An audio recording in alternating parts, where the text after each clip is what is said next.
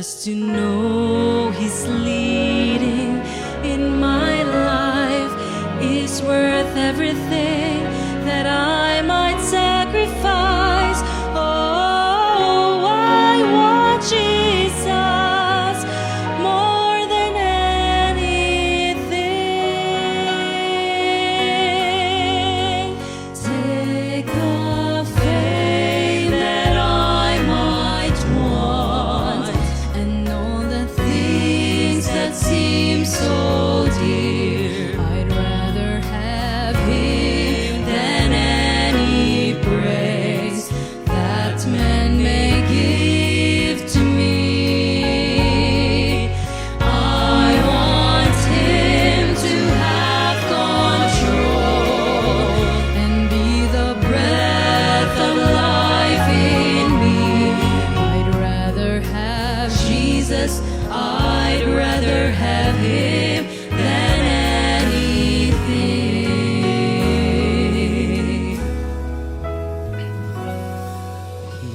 had power without end. From the heavens He ruled the universe. Countless angels waited on His every call. But one day I saw Him all alone on a road to death and untold agony.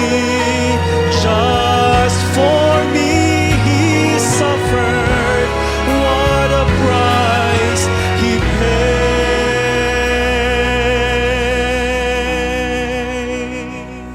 Take the fame that I might want, and all the things that seem so dear. I'd rather have Him than any praise that men may give to me. I want Him to have control and be the breath of life in me. I'd rather have Jesus, I'd rather have Him than anything. As I go on through life with Him, there can be no other way. I want Jesus more than anything. Oh, I want Jesus more than anything.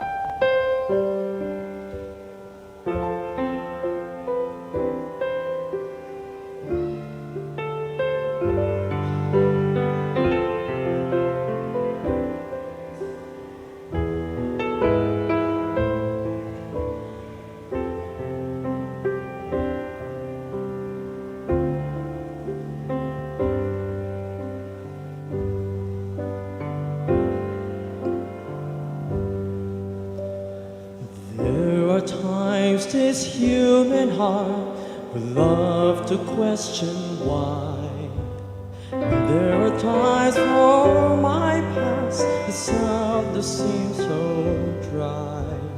But this road's been traveled by the greater man who lived and died to take away my sin. And now I'm here to win. I believe in miracles. I believe your word. I can distrust promises of a faithful, loving Lord. And though it it's hard to see right now, I trust that in the end I'll find out how your love was working while our hearts were searching, waiting for a miracle of grace. I believe.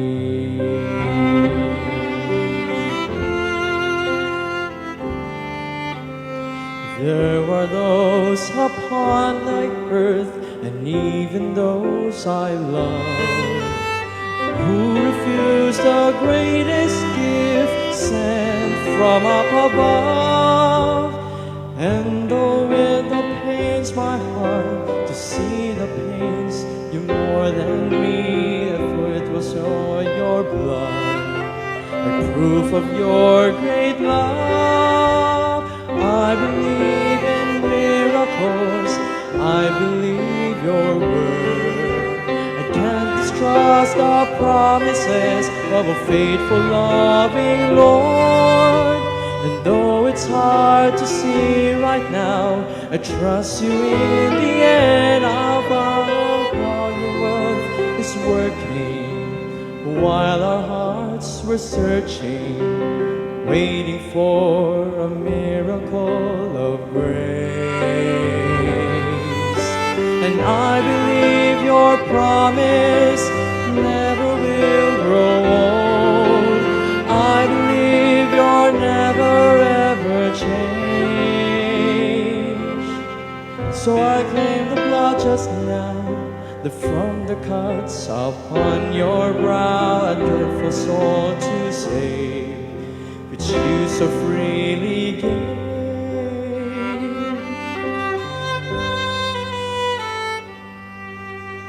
I believe in miracles, I believe your word. I can't distrust the promises of a faithful, loving Lord.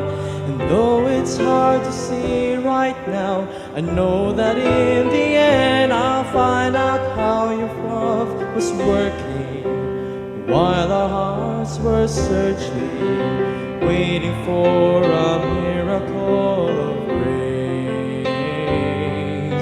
And though it's hard to see right now, I trust that in the end I'll find out how your love was working while your hearts were searching, waiting for a miracle of grace. I believe.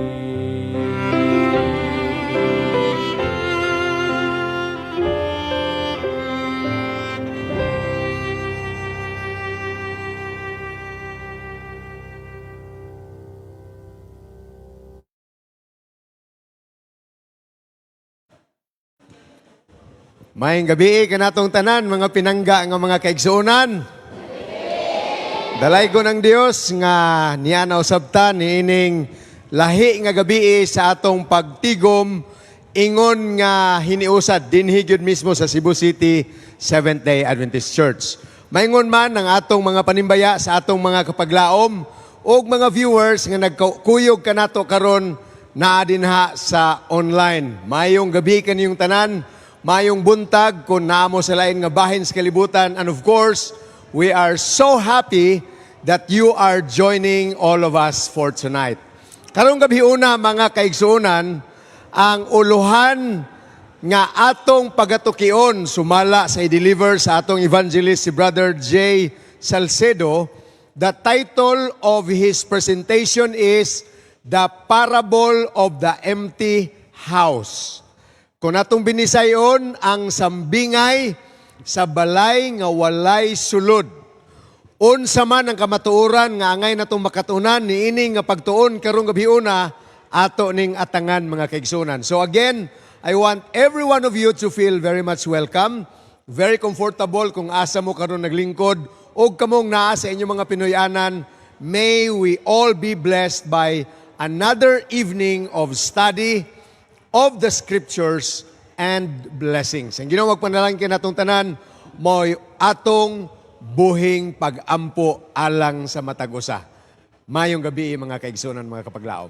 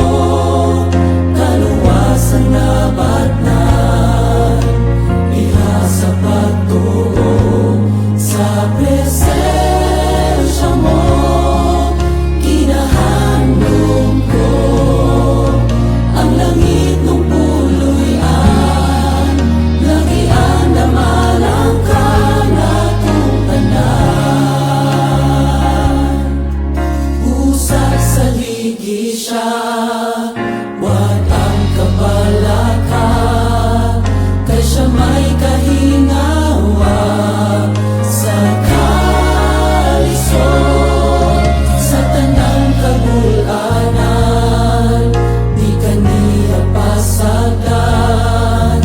Siya ang manlalaban ta, siya ang manluluwas ta, ang presensya mo kahumpayan,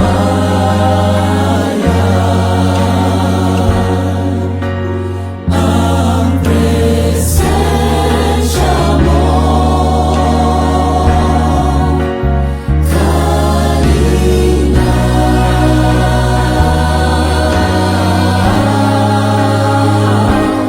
kung ikaw pangitaon,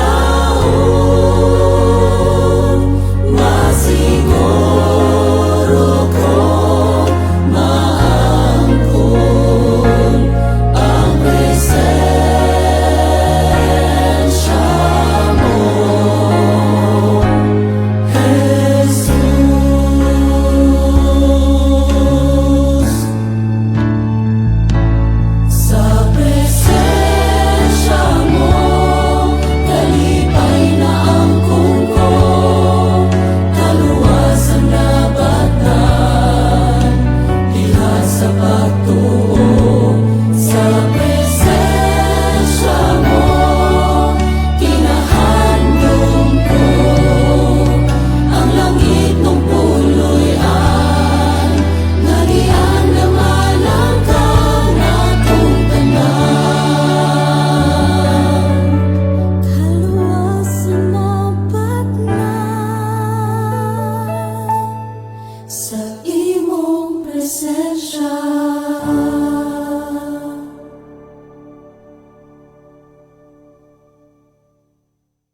Our speaker hails from Camiguin Island. His early life was molded at Del Mar Seventh-day Adventist Elementary School, Cagayan de Oro City, Philippines.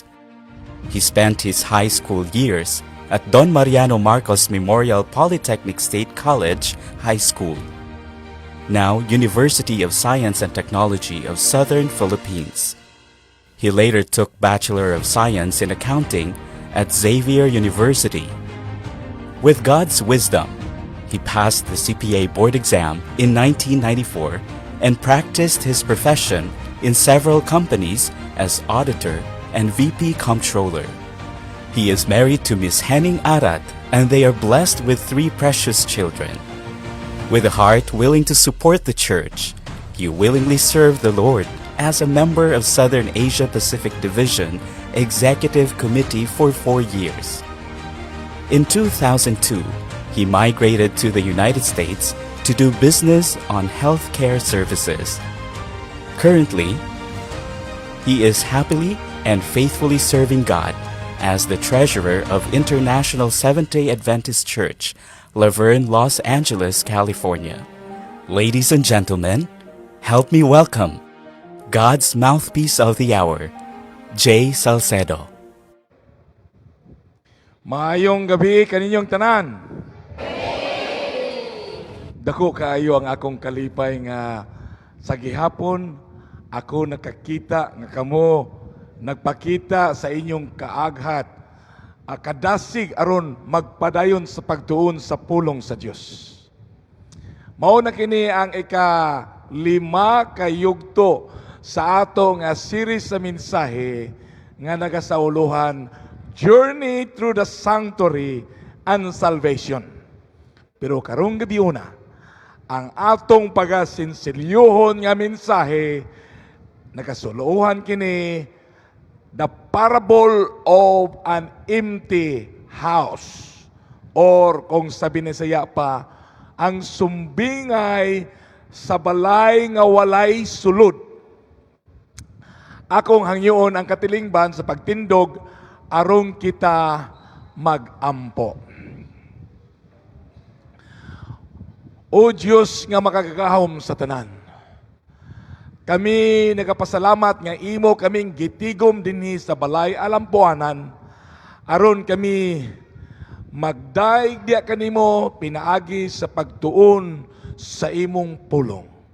Hinaot nga kining pulong makahatag kanamo og kusog aron kami magpadayon sa paglakaw sa dalan sa pagkamatarong. Pasayloan mo kami sa amo nga mga kasalanan, ning tanan among gipangayo sa ngalan ni Ginoong Hesus nga among manluluwas. Amen.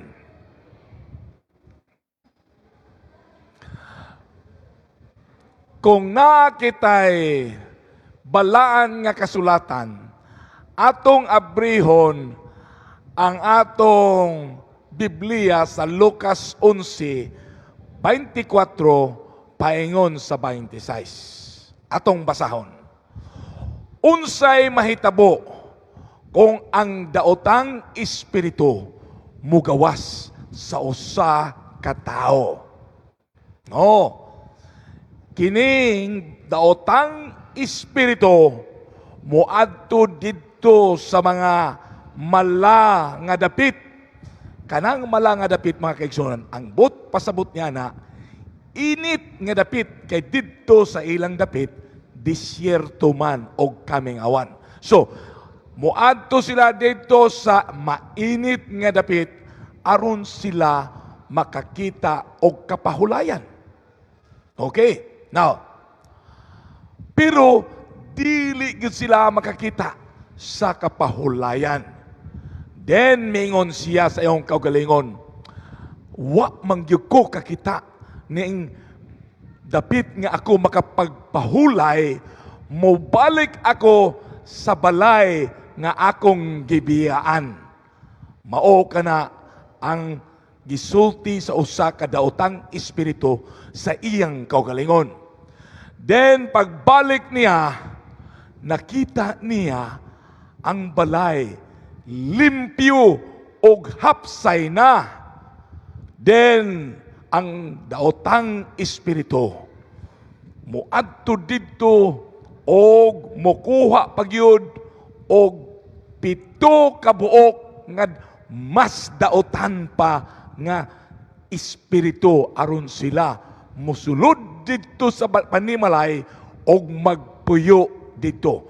Mao man gani nga ang tao nga gihawaan sa daotang espiritu og gibalikan mas mangtas pa siya kaysa kanhinihang kinabuhi. Mao kana ang sumbingay mga kaigsunan. Unsa man ang background ni ini? Oy, ang background sa istorya, si Ginoong Hesus nag-abog sa mga daotang espiritu o mga demonyo. Pero naibawan ka na sa mga Parisiyo o ang mga Parisiyo mga kaigsunan wala gyud mituo nga ang gahom sa Ginoo ang nagtabang ni Ginoong Hesus, kundili ang gahom ni Beelzebub nga mao ang prinsipe sa mga demonyo. Ang uban nagduha-duha kay unless na ay dayag nga mga sinyalis gikan sa langit, sila motoo nga si Ginoong Hesus nagpang-abog sa daotang espiritu pinaagi sa balaang espiritu o gahom sa Dios. Now, pero unsa may gitubag ni Ginoong Hesus kanila atong tun-ahon sa Lucas 11:17 paingon sa 20. Si Ginoong Hesus nahibalo kung unsa ang ilang gihunahuna. So miingon si Ginoong Hesus kanila, bisang kinsa nga ginharian kung mag-away-away sa iyang kaugalingon, maggubot o mapildi gayod.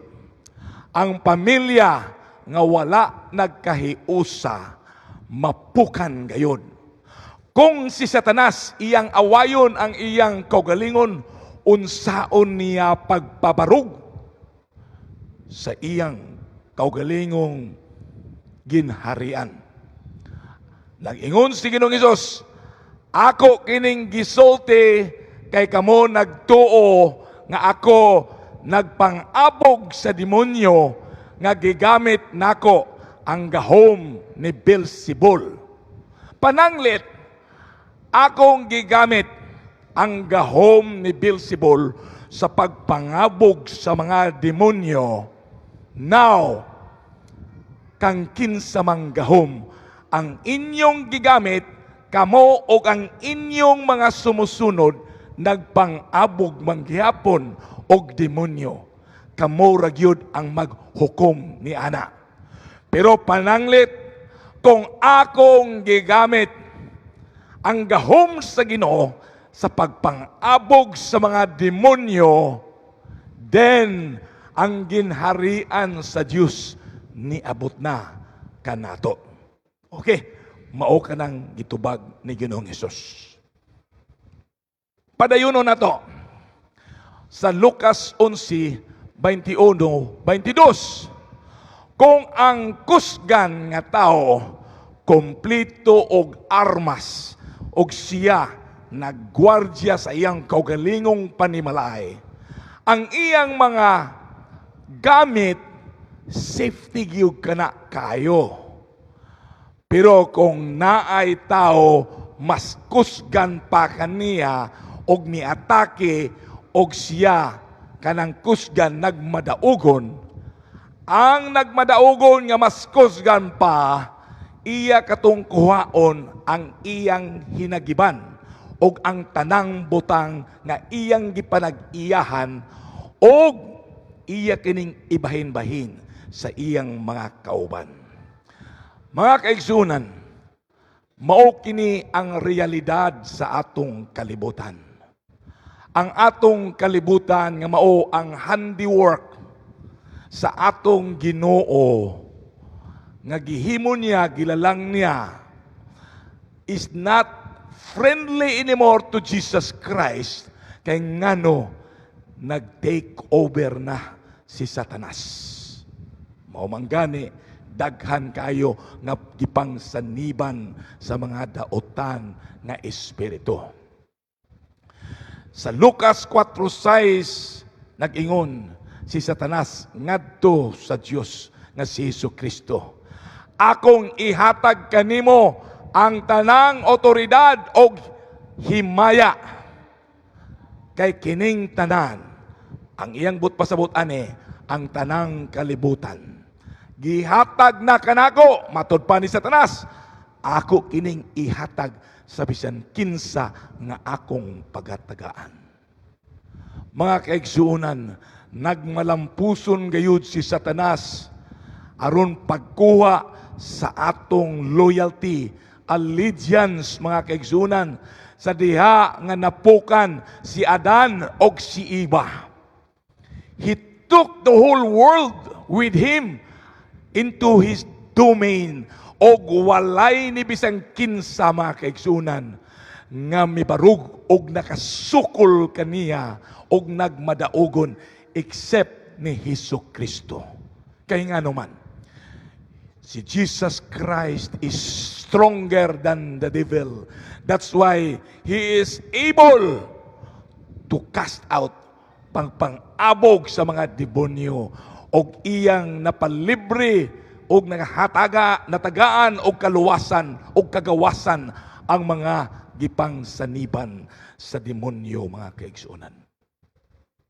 Pero dili tanan nag-abi-abi sa atong Hesukristo. Lucas 11:23. Kung kinsa kato nga dili para kanako, kontra gayud nako.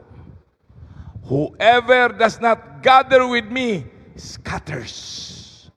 Dako kayo kini nga makasusubo nga butang, mga kaigsuonan, nga ang uban kanato dili modawat sa dalit sa kagawasan gikan sa mga demonyo.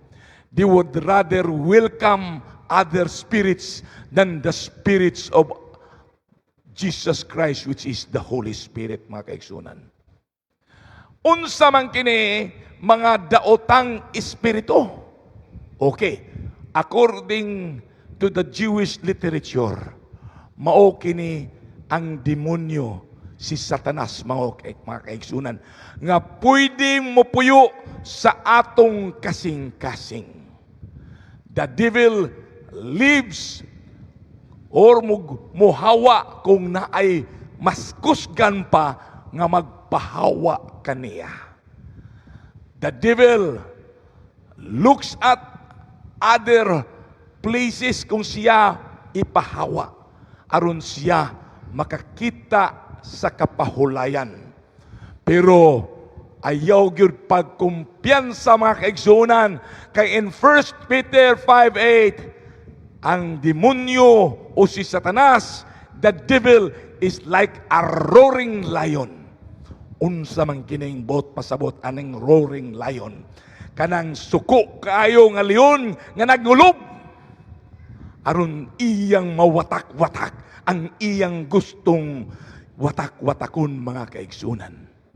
He always plans for vengeance, labi na kung siya ipagawas sa iyang panimalay nga naghanduray ragin unta siya didto nagpuyo sa imong og akong kasing-kasing kung ato siyang tugutan nga magpuyo sa ato, mga kaigsunan.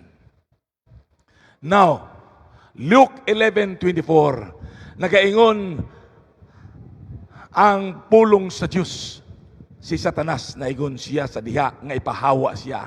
Mobalik ako sa panimalay nga akong gibiyaan. Mao kana ang iyang plano. Kay ngano, the devil is no quitter. Dili gina siya mo surrender. Mapildi siya, mapahawa siya, pero maningkamot gina siya nga makabalik, mga kaigsunan. So, kining balay, the house is referring to human being. Ikaw ug ako, ang atong kasing-kasing, puy-anan ka na, either sa balaang espiritu or daotang espiritu. Mga kaigsunan. So, sa diha nga mobalik ang demonyo, mga kaigsunan, makita ganiya nga hapsay o limpyo ang panimalay. Naa na din siya'y idea nga pwede siya musulod ni ana.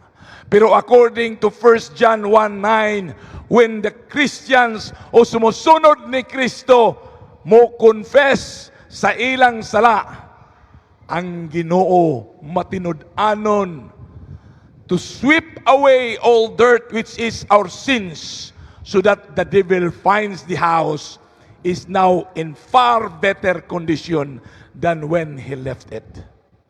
Pero sa diha nga mahilayo na ang demonyo o si Satanas sa atong kasing-kasing, ayaw gyud pagkumpiyansa, mga kaigsunan. Kay ngano, in verse 26, mutanaw siya, mobalik siya, ug tan-awon ang atong kasing-kasing. Kung limpyo, hapsay na, ug walay sulod, pwede na siya mobalik. Kung dili lang gani siya mobalik, magdala pa gyud siya og 7 more evil spirits than him, aron sila mahimong 8 na kabuok nga magpuyo sa atong kasing-kasing. So there are degrees of wickedness sa mga evil spirits, mga kaigsunan. 7 is a symbolic number that means kompleto. Kompleto nga pagkadaotan, mga kaigsunan. Now, living sa atong kasing-kasing. Nagpuyo sa atong kasing-kasing. Now, kinsa man ang mas kusgan, mga kaigsunan, ang akong pangutana, si Jesus ba o ang Satanas? Kinsa ang mas kusgan? Jesus? Dini. Satanas? Jesus. Kusgo na to para madunggan. Yes. Thank you mga kaigsunan. Sigurado gyud nga si Hesus Kristo mas kusgan pa kay ni Satanas mga kaigsunan. But when Satan returns mga kaigsunan, kung mubalik siya og makita niya ang atong kasing-kasing walay sulod. That is, according to Matthew 12:44, empty house, pwede siya mosulod mga kaigsunan. The house is swept clean, gisilhigan, paron malimpyo mga kaigsunan. Kaya ang Ginoo man gyud, kung mosulod siya, palagputon niya si Satanas, limpyuhan ang atong kasing-kasing. Pero kung wala kitay ipasulod ni ana, empty, basiyo, walay sulod. Kay si Jesucristo, mo respeto gyud kana sa ato nga mga pagpili sa kinabuhi. Dili siya nga pugson niya yang kaugalingon aron mapuyo sa atong kasing-kasing. Mga kaigsunan, akong hangyoon ang atong mga singers aron mukanta dinhi, aron akong mapakita kung kinsa ang champion mga kaigsunan. Ha? Atong tagaan o higayon ang atong mga singers aron sa pagkanta. Ha? The title of the song is The Champion of Love.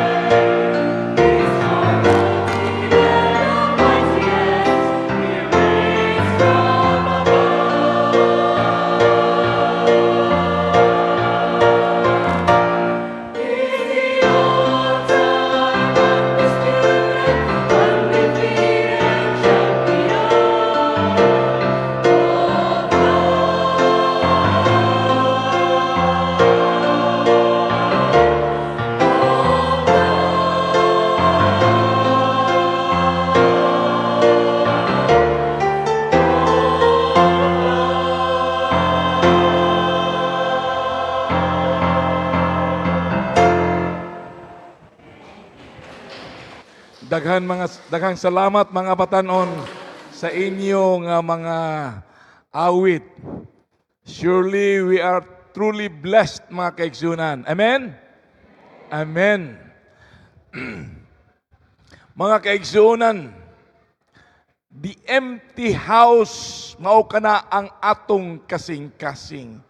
Atong ipasulod ang champion sa gugma nga mao si Jesucristo.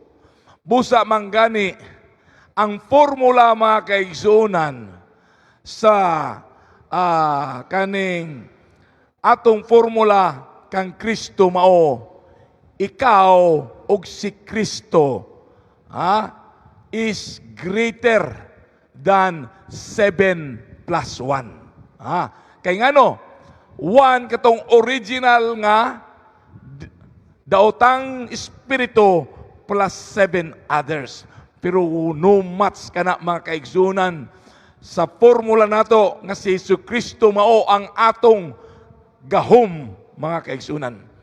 I would like to quote the lyrics of the song nga nag-ingon, ang atong champion mga kaigsunan, ang iyang katason exceeds the heavens, dako kaayo, mas dako o taas pa sa kalangitan. Ang iyang kabukaton outweighs the world mga kaigsunan. Ang iyang riches everywhere. His age is evermore. And yet mga kaigsunan, pwede siyang gamay kaayo nga pupuyo sa atong gamay nga kasing-kasing. Mao kana ang atong champion of love mga kaigsunan. So the empty house,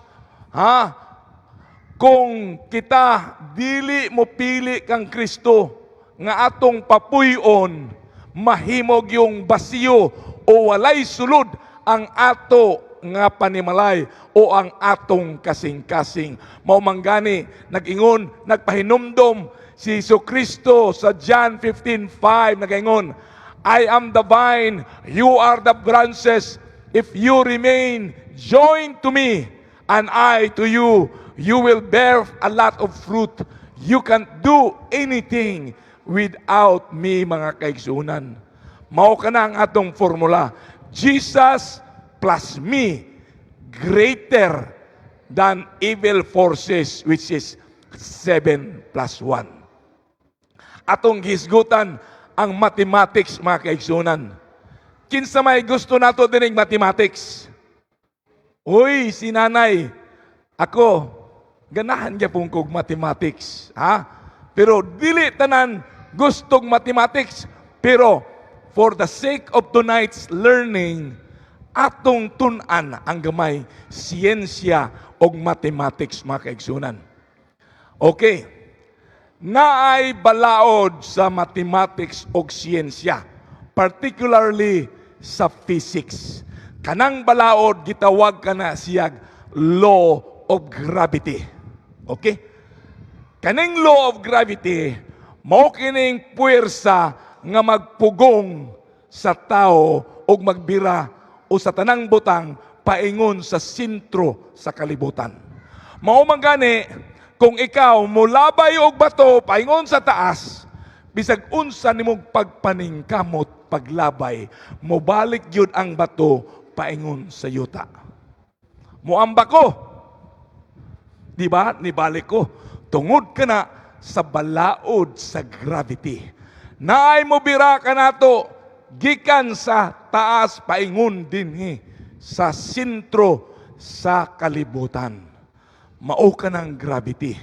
You need a lot of force aron mo katapult ka nato against the gravity like rockets, like airplane. Kinahanglan ka ni ana. Pero in the absence of those forces, mobalik kita sa yuta. Mao ka na ang balaod sa gravity. Now, gitandi kining balaod sa gravity into the law of sin. Balaod sa sala. Mao manggani in Romans 7:24 nagaingon, what a wretched man I am. Kung sabi na siya pagkaalaot na bagyod kanako. Who will rescue me from this body that is subject to death? Kinsa may muluwas ka nako? Ha? Unsa may buot pasabot niya na?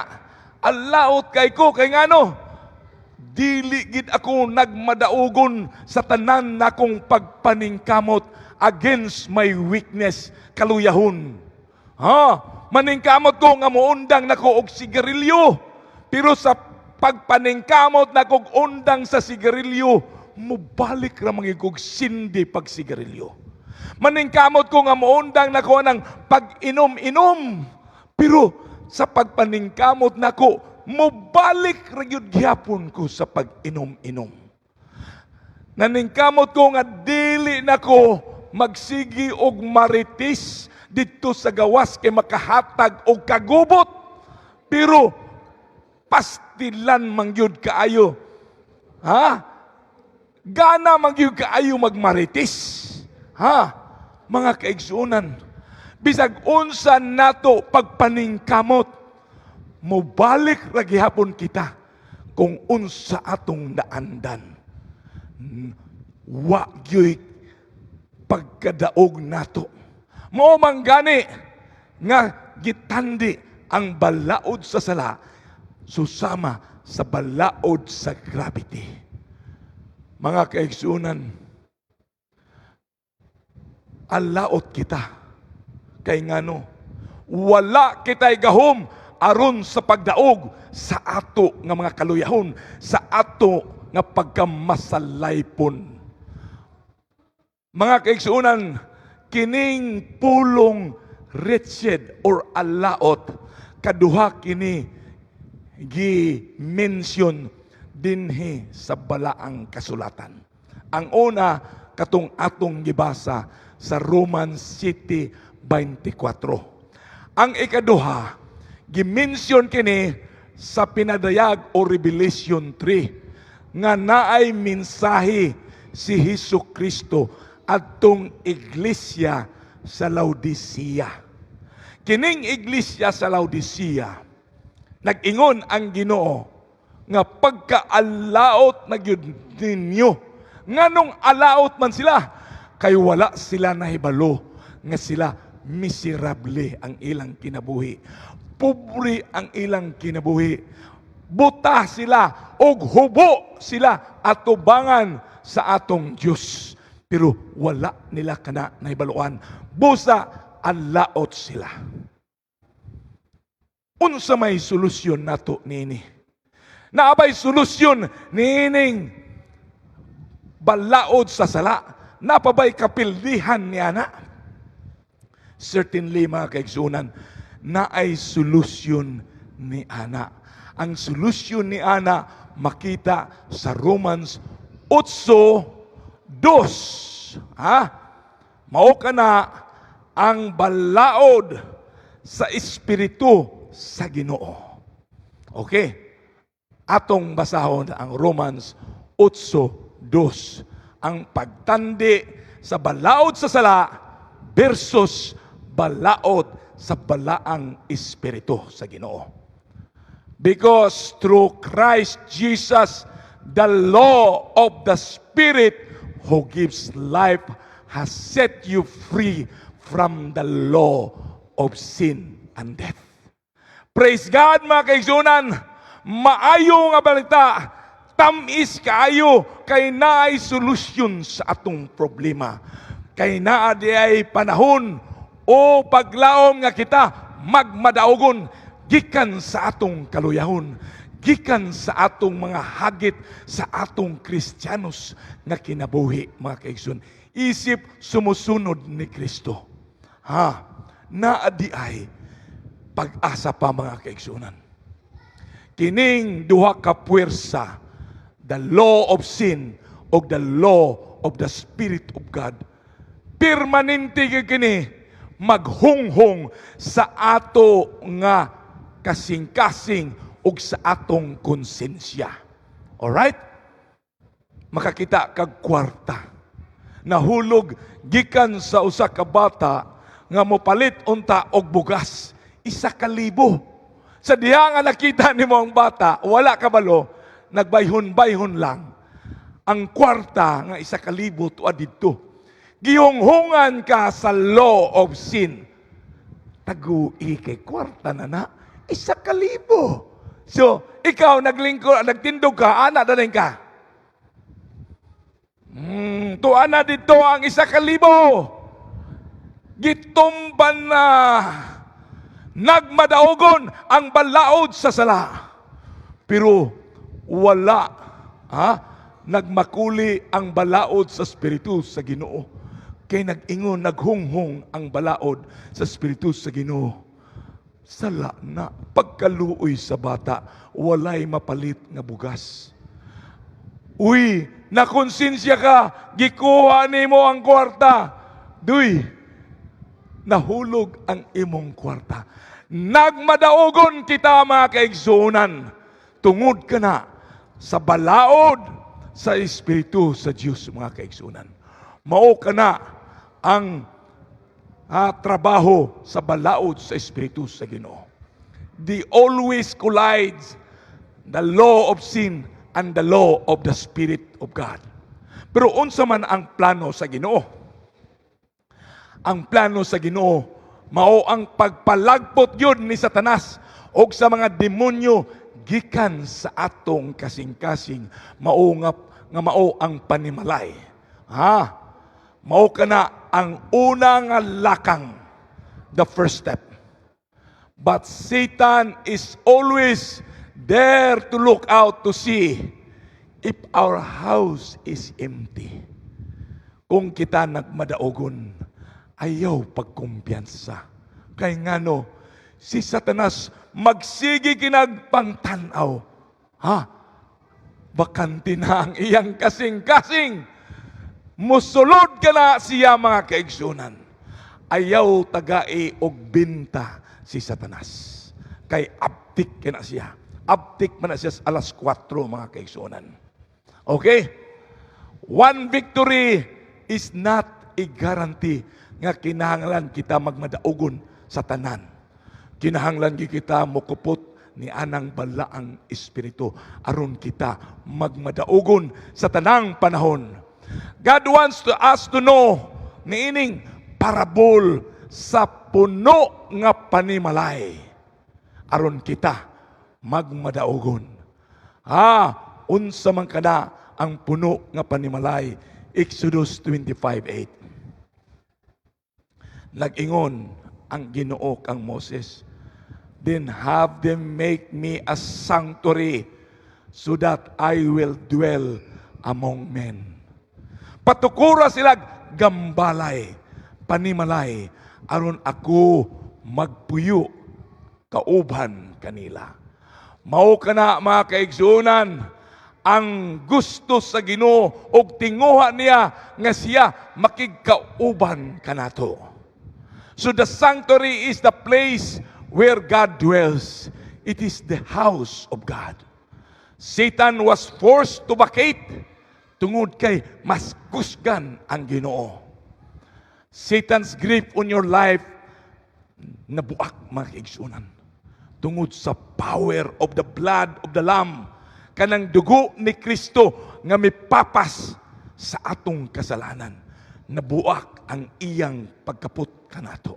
Nabuyan kita ni Satanas og didto mga kaigsunan sa lababo nga atong nakatunan mga niaging gabi.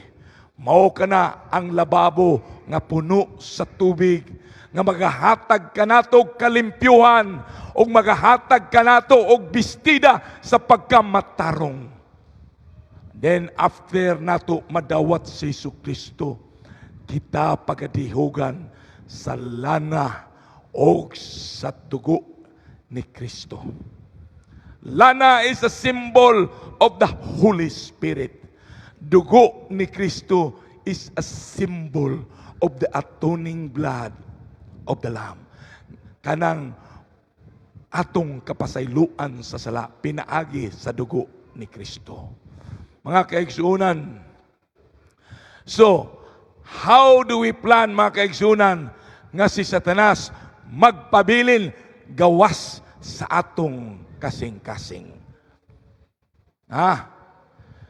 Satan has to be kept at bay. Magpabilin gawas sa atong kasing-kasing. Unsaon man nato atong ibutang ang mga gamit sa atong panimalay. Unsa man ang gamit? Atong sinseryohon. Okay? Ang unang gamit, mga kaigsunan, Luke 11:27. The table of the shewbread. Nag-ingon ang balaang kasulatan. Mas bulahan pa kang Maria, bulahan katong naminaw sa pulong sa Dios. Unya ilang gibantayan kini. Unsay but ni pasabot ana? Bulahan kamo karon mga kaigsunan kay mianhi kamo sa gambalay sa Dios. Unya naminaw kamo kung inyo kining gikinabuhi ang pulong sa Dios. Bulahan kamo mga kaigsunan. Mao kana ang pulong sa Dios. Now, ang ikaduha, mao kanang 7 golden candlesticks. Ang panimalay kung walay lampara, ngit-ngit. Ganahan ba magpuyo nga walay lampara ang atong panimalay, walay kahayag? Mapandol kita. Saan mo paghiwa sa imong kamatis sa gabi kung walay kahayag? Ang imong mahiwa, ang imong tudlo. Mao kana ang kinabuhi o panimalay nga walay gamit nga lampara. Nag-ingon ang Matthew 5:14, ikaw ang kahayag sa kalibutan. Walk in the Spirit and you shall not fulfill the lust of the flesh. Galatians 5:16. Mga kaigsunan, ikaw ug ako kahayag sa kalibutan. Naabatay kahayag sa atong kaugalingon? Naawala. Okay. Ang bulan, nabay kahayag? Pero ang kahayag sa bulan gikan sa adlaw, gipabanda lamang sa bulan sa panahon sa gabi. Ang atong kahayag gikan kana kang Hesukristo. Gikan sa pulong nga atong nabatunan. Gikan sa pulong nga atong natun-an. Atong gikinabuhi ug atong gipakita sa kangit-ngit nga kita nahimong kahayag. See? Pagbasa nimo ang Ginoo gugma. Unsay atong himon? Pag-abot nato sa balay, atong sipaon ang atong iro. Dili. Ipakita ang gugma bisan gani sa ato nga mga hayop. Nag-away mo sa imong, naglalis mo sa imong bana o kasawa, ang iring dito walay gihimo. Gilabay sa bintana. Gugma ba na mga kaigsunan? Dili. Kay atong nabatunan sa pulong sa Dios nga ang Ginoo gugma. Magbaton kita og pagpugong. Atong ikinabuhi ang pulong sa Dios. Mao kanang 7 golden candlesticks. Now, ang ikatulo, mao ang golden altar of incense. 1 Thessalonians 5:16-18. Rejoice always, pray without ceasing, give thanks in all circumstances, for this is the will of God in Christ Jesus for you. Magmalipayon kita, magampo kita nga walay puas. Magpasalamaton kita sa tanang klasing panahon. Kay mao kini ang kabubuton sa Ginoo nga mao in Christ Jesus kang Kristo Jesus, mga kaigsunan, sa atong kinabuhi. So, magampo kita. Sa sulod sa atong panimalay na ay altar of golden incense, mga kaigsunan. Golden altar of incense. Kinaiya nga mainampuon. Kay the golden altar of incense, simbolo man kana sa intercessory work of God sa usa ka saserdote. Kay pagsulod niya sa balaang dapit, iyang isablig ang dugo og siya magampo dinha sa golden altar of incense sa kapasayloan sa atong sala. Busa kana simbolo sa pagkamainampuon nga kinaiya. So atong balikon ang tulo ka mga gamit sa panipalay. Ang una, lamisa. Lamisa nga naay tinapay. Ang tinapay simbolo sa pulong sa Dios. Ang ikaduha, mao ang lampara. Lampara simbolo kana sa kahayag. Kahayag nga atong nabatunan gikan sa pulong sa Dios. Atong ikinabuhi. Ang ikatulo, mao ang golden altar of incense, ang kinaiya nga mainampuon. Ha? Hinumdumi gina, tuluran ni kabuk formula aron balaan himsog nga Kristiyanos nga kinabuhi. Ang pagtuon sa pulong sa Dios, ikaduha, ang pagkinabuhi pinaagi sa pulong sa Dios, ug ang ikatulo, mainampuon nga kinabuhi. Hinumduman na nato. That is the formula. Mga kaigsuonan, suginlan ko kamo sa usa ka sugilanon, sa usa ka hari nga ginganlan og Hezekiah. Si King Hezekiah, mga kaigsuonan, maayo nga hari. Buotan mahinadlokon sa Dios.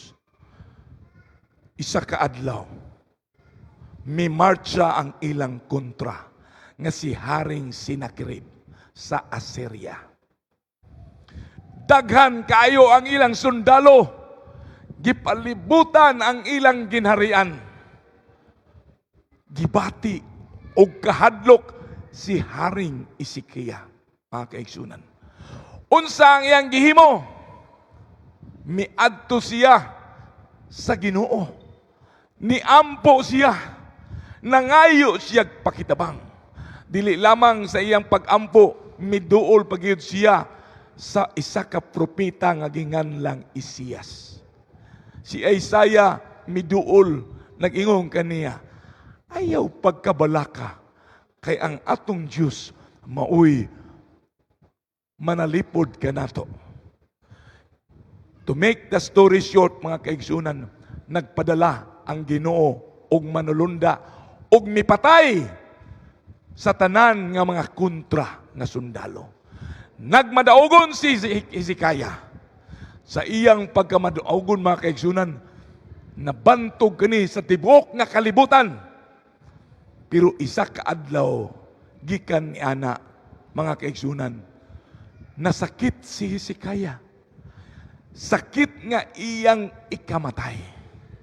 Mihilak si Hezekiah og nangayo og tabang sa Ginoo aron malugwayan ang iyang kinabuhi.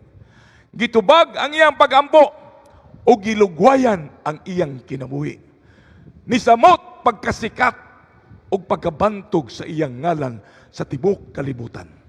Unya, ang mga tanan nga mga nasud nagpadala og mga special invoice, kana bitaw mga ambasador aron magsusi kung unsa gyud ang istorya na hitabo bahin kang Hezekiah. Sa diha nga miabot na labi na katong mga bantugan nga mga ginharian sa Babylonia. Iyang giabi-abi ang mga tao nga mga banyaga.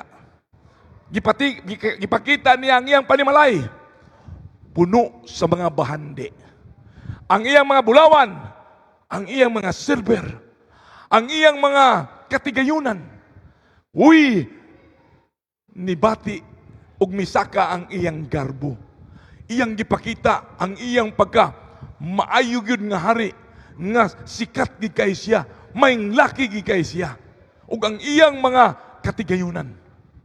Og sila milakaw og nasuko ang Ginoo ug ang iyang gisugo si propeta Isaias ug nangutana kang King Hezekiah, kinsa man ang imong bisita? Nag-ingon si King Hezekiah, mga bisita nako gikan sa Babylonia. Unsa man ang nakita nila sa imong panimalay? Nag-ingon si King Hezekiah, akong mga achievement, akong mga plaka nga ako may laki, akong mga bahandi, bulawan, silver, ug uban pang katigayunan. Mga kaigsuonan, mao ba kana ang atong ipakita sa atong panimalay? Mao ba kana ang atong ipakita kung unsa ang gamit sa atong kasing-kasing? Dili ba ang atong pagtuo ang atong ipakita sa ubang tao? Kumusta man ang atong panimalay, mga kaigsunan? Makita ba si Jesucristo taliwala sa atong panimalay? Mao kana ang pangutana nga ikaw ug ako nahibalo ni ana ang tubag, mga kaigsunan. Busa, ang tinguha sa Dios, mga kaigsunan, sa sanktuaryo, sa minsay sa sanktuaryo, mga kaigsunan, is si Jesucristo mao ang atong sanktuaryo. Ephesians 1:3. Give praise to the God and the Father of our Lord Jesus Christ. He has blessed us with every spiritual blessings. Those blessings come from the heavenly world. They belong to us because we belong to Christ. What does it mean? We belong to Christ because Jesus Christ is our sanctuary and we receive all the spiritual blessings there is possible in the universe. And what are those blessings? Jesus loves us so much. Because of His love, iyang gihatag ang iyang kinabuhi aron kita makaangkon sa kinabuhi nga walay katapusan. Because Jesus Christ is our sanctuary. Now, dili lamang kana ang tinguha ni Jesucristo.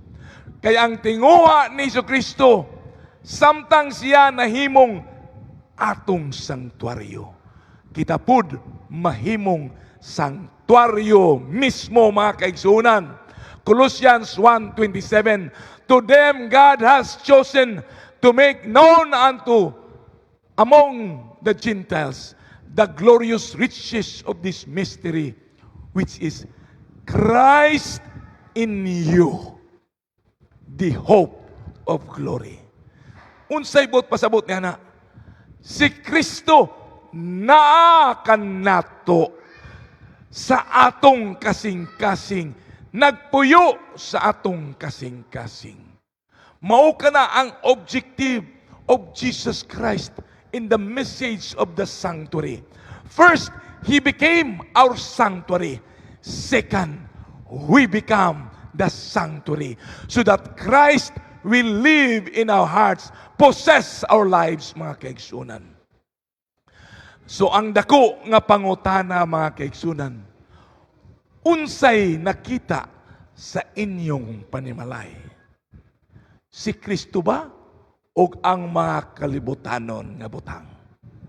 Mga kaigsunan, kung kamo makatuo nga ang angayan mo sulod, mupuyo sa atong kasing-kasing si Jesucristo, ipakita ka na pinaagi sa pagtindog, kay mao ka na ang atong pagtuo nga kita nahimong sanktuaryo og si Jesucristo magapuyo sa atong kasing-kasing. Salamat, mga kaigsunan, sa inyo nga pagtuo. Salamat nga inyong gipakita nga kita mahimong sanktuaryo sa Dios nga magpuyo sa atong kasing-kasing. Atong iduko ang atong nga ulo sa pag-ampo. O Diyos nga mahan, kami nagapasalamat sa mensahe sa sanktuaryo.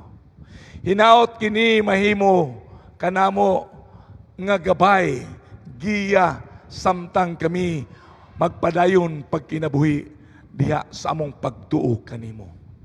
Pasaylua kami sa among ang kalapasan, ning tanan among gipangayo sa ngalan ni Ginoong Hesus nga among manluluwas.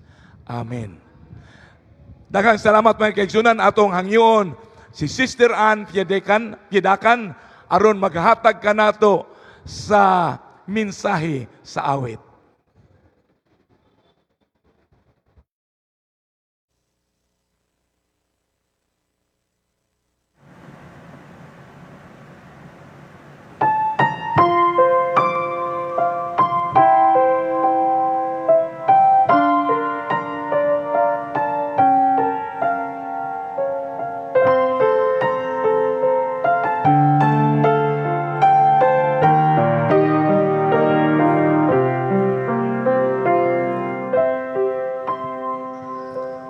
Teach me, Father, how to say. Teach me, Father, how to pray. Teach me all along the way. How to be like Jesus.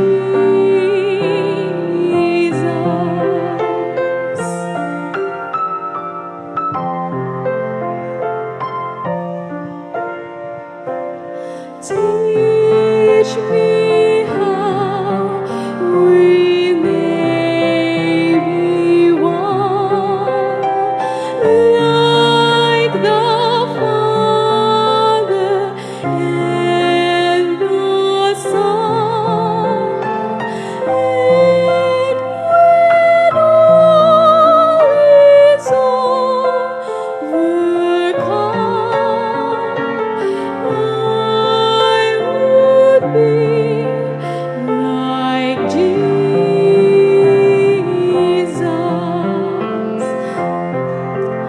Lord, make me like you.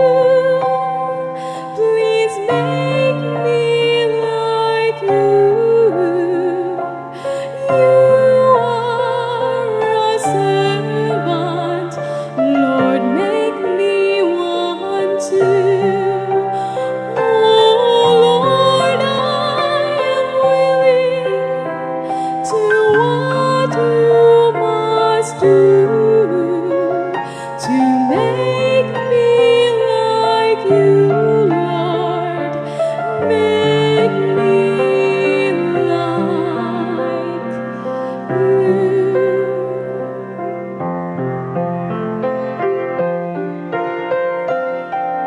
I would be